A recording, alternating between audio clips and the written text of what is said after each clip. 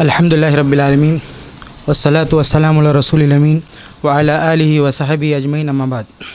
عن عبداللہ ابن عباس رضی اللہ عنہ ان زوج بریرۃ کان عبدا یقال له مغیث کأنی انظر الیہ یطوف خلفها یبکی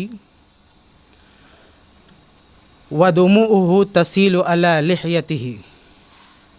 فقال النبی صلی اللہ علیہ وسلم لعباس یا عباس الا تعجب من حب مغیث بریرۃ ومن بغض بریرۃ مغیثا.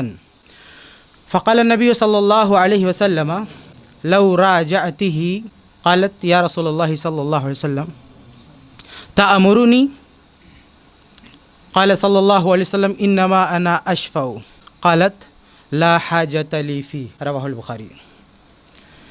صحیح بخاری کی ایک حدیث میں نے آپ کے سامنے پڑھی ہے. ترجمہ دیکھیں.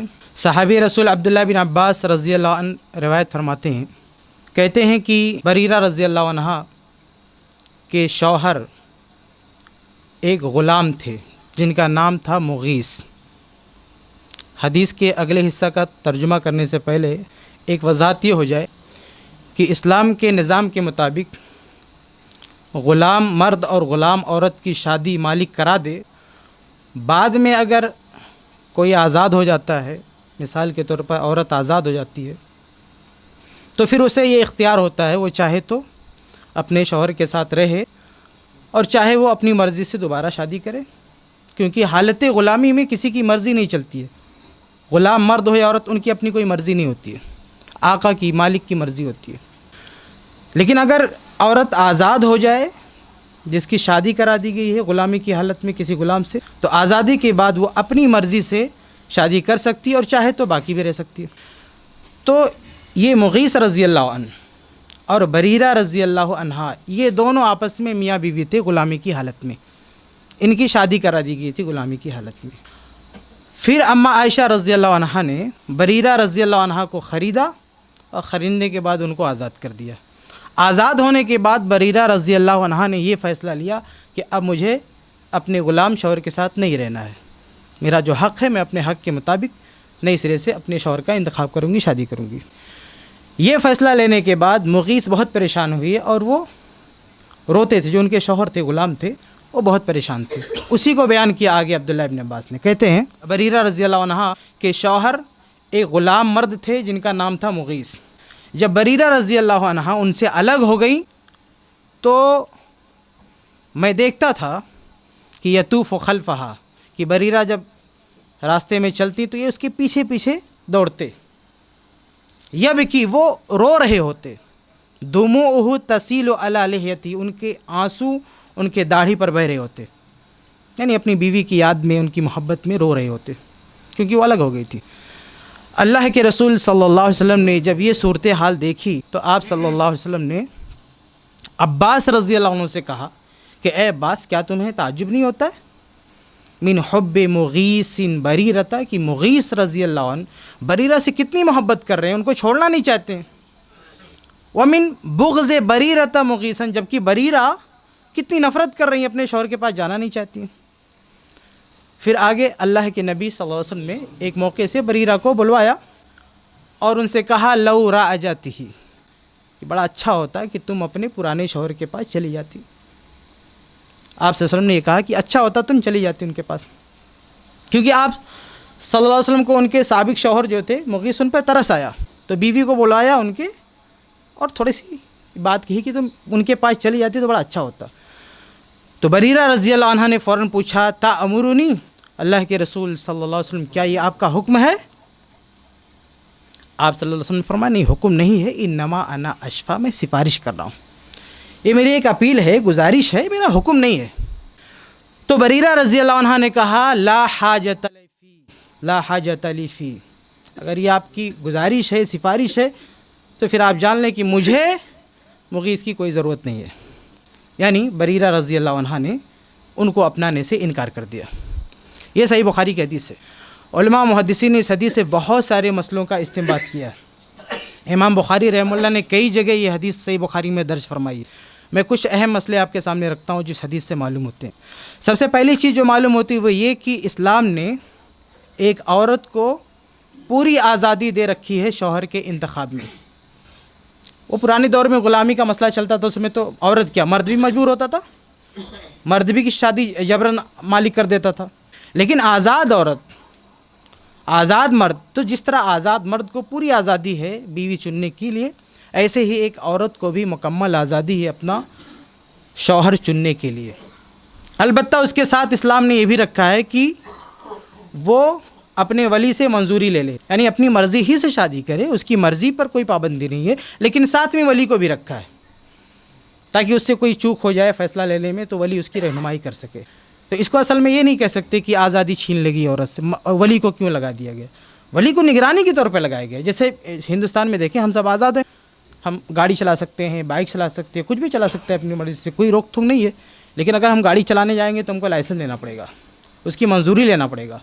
تو منظوری لینے کا مطلب نہیں کہ ہم مجبور ہیں کو باندھ دیا گیا ہے، منظوری لینے کا مطلب یہ ہے کہ وہ ایک بار آپ کو چیک کریں گے کہیں آپ اس لائق ہو کہ نہیں ہو، کوئی غلط کام کر رہے ہو، کوئی اور اندیشہ تو نہیں ہے، اس لیے آپ کو منظوری دی جاتی ہے۔ تو ایسے اسلام نے ایک عورت چونکہ بہت اچھے طرح سے فیصلہ نہیں کر پاتی ہے تو ولی کو بھی ساتھ میں رکھا گیا کہ اس سے منظوری لے لے، لیکن فی نفس سے ہی اس کو آزاد رکھا گیا ہے۔ عورت آزاد ہے، وہ اپنی مرضی سے ہی شادی کرے گی، اس کی مرضی کے خلاف کوئی اس کی شادی نہیں کر سکتا ہے۔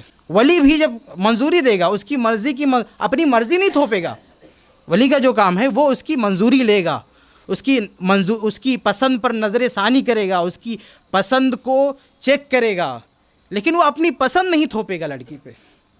تو یہ پہلی چیز اس حدیث سے معلوم ہوتی ہے کہ اسلام نے بالکل آزاد رکھا ہے کہ عورت اپنی مرضی سے اپنے شوہر کا انتخاب کر سکتی ہے۔ دوسری بات جو اس حدیث سے معلوم ہوتی ہے وہ یہ کہ جب میاں بیوی کے رشتے ٹوٹنے لگیں، جیسے ہمارے یہاں تو بڑی کثرت ہے، اس سینٹر پہ دیکھیں ایک ہفتے میں ہفتے کے اتنے دن نہیں جتنا طلاق کے کیس آ جاتے ہیں کبھی کبھی ریسیپشن پہ۔ جیسا کہ ایک درس بھی دیا تھا شیخ ابو البیان صاحب نے کہ ایک ہفتے میں 7 دن سے زیادہ، 7 دن ہوتا ہفتے میں، 7 سے زیادہ کیس طلاق خلا کے، مطلب اتنی کثرت سے خلا اور طلاق ہو رہا ہے۔ تو اس طرح کے جب معاملات آئیں کسی قاضی کے پاس، کسی آدمی کے پاس، تو اسے کوشش کرنی چاہیے صلح کرانے کی۔ آج ہمارے یہاں دلال گھومتے ہیں، وہ زوجین میں سے کسی ایک کو پکڑ کے پوچھتے ہیں تم کو کیا چاہیے، رہنا ہے نہیں رہنا ہے تو یہ اس کا راستہ ہے، رہنا ہے تو اس کا یہ راستہ ہے۔ یہ ایک قاضی کا کام نہیں ہونا چاہیے، ایک عالم کا کام نہیں ہونا چاہیے۔ ایک عالم کا، قاضی کا کام یہ ہونا چاہیے کہ پہلے دونوں کو ملانے کی کوشش کرے، گرچہ دونوں الگ ہونے کا جواز رکھتے ہوں۔ یہ دیکھیں اس حدیث میں کہ مغیث سے بریرہ الگ ہو گئی، ان کو الگ ہونے کا پورا حق تھا، لیکن چونکہ یہ 2 جوڑا ایک ساتھ رہ چکا تھا کافی دنوں تک، تو اللہ کے نبی صلی اللہ علیہ وسلم نے اس کو پسند نہیں فرمایا کہ یہ جوڑی ٹوٹ جائے، یہ جوڑی ساتھ میں ہے۔ تو ذرا سوچے کہ جہاں پہ الگ ہونے جائز تھا وہاں بھی اللہ کے نبی صلی اللہ علیہ وسلم نے ملانے کی کوشش کی ہے۔ اور آج ہمارے یہاں جو ہے طلاق کے نام پر، خلا کے نام پر، ہر آئے دن، ہر 2 دن کے بعد ایک جوڑا فیصلہ کرتا ہمیں نہیں رہنا ہے، اور کسی عالم کے پاس جاتا ہے، کسی مولوی کے پاس جاتا ہے، قاضی کے پاس، فوراً اس کو پیپر بنا کے دے دیتا جاؤ۔ تو پہلی کوشش ہونی چاہیے ان کے کیس کو سمجھنے کی، ان کے معاملات کو سمجھنے کی اور ان کو ملانے کی، کہ بھئی اچھی بات نہیں، یہ تو شیطان کا کام ہے۔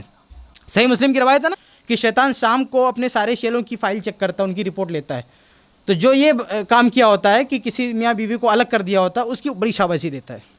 تو اس حدیث سے دوسری بات معلوم ہوئی کہ جب رشتے ہمارے سامنے ٹوٹیں تو ہمیں ان کو ملانے کی کوشش کرنی چاہیے۔ تیسری بات حدیث سے جو معلوم ہوتی ہے وہ یہ، اللہ کے نبی صلی اللہ علیہ وسلم کا کوئی حکم آ گیا تو وہ فرض ہے، ضروری ہے۔ ایک اصولی بات معلوم ہوتی ہے، فقہا نے جو ایک قانون بنایا ہے، اصول بنایا ہے کہ اللہ کے نبی صلی اللہ علیہ وسلم کا حکم آ گیا تو اس کا ماننا لازم ہے، فرض ہے۔ اس کی بہت سارے قرآن میں دلائل ہیں، حدیث میں ایک حدیث بڑی مشہور ہے، آپ نے سب نے سنا ہوگا، اللہ کے نبی صلی اللہ علیہ وسلم نے فرمایا کہ اگر مجھے یہ اندیشہ نہ ہوتا کہ میری امت مشقت میں پڑ جائے گی تو میں حکم دیتا کہ ہر نماز کے وقت میں جو ہے مسواک کرو، لیکن آپ نے حکم نہیں دیا، حکم دے دیا ہوتا تو واجب ہو جاتا۔ تو یہ اور جیسی حدیثوں سے ایک اصول نکلا ہے کہ اللہ کے نبی صلی اللہ علیہ وسلم کا کوئی حکم آ گیا تو اس کے خلاف کوئی نہیں جا سکتا۔ اسی لیے بریرہ رضی اللہ عنہا سے جب آپ صلی اللہ علیہ وسلم نے یہ فرمایا کہ تم اپنے شوہر کے پاس چلی جاتی تو بڑا اچھا ہوتا، تو انہوں نے پہلے کنفرم کیا، اللہ کے نبی آپ حکم دے رہے ہیں یا کوئی مشورہ ہے، سفارش ہے؟ کیوں؟ اس لیے کہ ان کے ذہن میں یہ بات تھی کہ اگر نبی کا حکم آ گیا تو اس کو ماننا ہے، اس کے خلاف نہیں جا سکتا ایک مسلمان. تو اللہ کے نبی صلی اللہ علیہ وسلم نے جب یہ کہا کہ یہ حکم نہیں ہے، ایک سفارش ہے، تو بریرہ رضی اللہ تعالیٰ عنہ نے اسے رد کر دیا، اس کو قبول نہیں کیا. تو یہ بات ذہن میں رکھنا چاہیے کہ نبی کا حکم جہاں جہاں آ گیا وہ چیز ہمارے لیے لازم ہوگی. ابھی ایک دن 2 دن پہلے ایک صاحب پوچھ رہے تھے کہ داڑھی رکھنا فرض بولتے ہو، ضروری بولتے ہو، اسی کی کیا دلیل ہے؟ اس کی دلیل ہے کہ نبی کا حکم ہے. داڑھی رکھنے پر اللہ کے نبی صلی اللہ علیہ وسلم کا حکم آ گیا ہے. اب حکم آ گیا تو یہ چیز واجب ہے، ضروری ہے. الا یہ کہ الگ سے کسی حدیث میں کسی مسئلے میں وضاحت مل جائے کہ حکم بھی ہے اور ساتھ میں وضاحت مل جائے کہ نہیں کچھ لوگوں کے لیے گنجائش ہے تو الگ ہے. ایکسیپشن کی دلیل آ جائے تو الگ مسئلہ، ورنہ اگر خالص حکم ہے جس معاملے میں وہ چیزیں ضروری ہیں. تو یہ تیسری بات اس حدیث سے معلوم ہوتی ہے. ایک چوتھی بات، بڑی اہم بات اس حدیث سے معلوم ہوتی ہے، وہ یہ کہ کبھی کبھی ایک صحابی کا فتویٰ اس کی حدیث کے خلاف چلا جاتا ہے. اور یہ بات اصل میں 2 روایت کو ملا کے معلوم ہوتی ہے. اگر کسی صحابی نے اپنی روایت کردہ حدیث کے خلاف کوئی فتویٰ دیا ہے تو ہم حدیث کو لیں گے، اس کے فتوے کو نہیں لیں گے. اس کی سب سے بڑا ثبوت اور سب سے بڑی مثال یہ واقعہ ہے، کیونکہ اس واقعے کے راوی کون ہیں؟ عبداللہ ابن عباس رضی اللہ عنہ. یہ کس سے یہ واقعہ منقول ہے؟ عبداللہ. اور وہ کہہ رہے ہیں کہ اللہ کے نبی صلی اللہ علیہ وسلم نے بریرہ رضی اللہ تعالی عنہا کو یہ اختیار دیا. مطلب پوری روایت کا مفہوم یہ ہے، ساری روایت اکٹھا کریں تو آزاد ہونے کے بعد ان کے سامنے اختیار تھا کہ چاہیں تو مغیث کے ساتھ رہ سکتی ہیں. یعنی ان کی آزادی کے بعد بھی اماں عائشہ نے ان کو خرید لیا تھا، خریدنے کے بعد آزاد ہونے کے بعد بھی ان کا نکاح نہیں ٹوٹا، ان کی طلاق نہیں ہوئی. امام بخاری رحمہ اللہ نے تو خود باب صحیح بخاری میں اس روایت کا ایک حصہ اماں عائشہ سے نقل کر کے کہ بریرہ کا واقعہ بتا رہا ہے کہ اگر غلام عورت کو بیچ دیا گیا تو یہ بیچنا اس کا طلاق نہیں ہوگا اگر اس کی شادی ہوئی تو.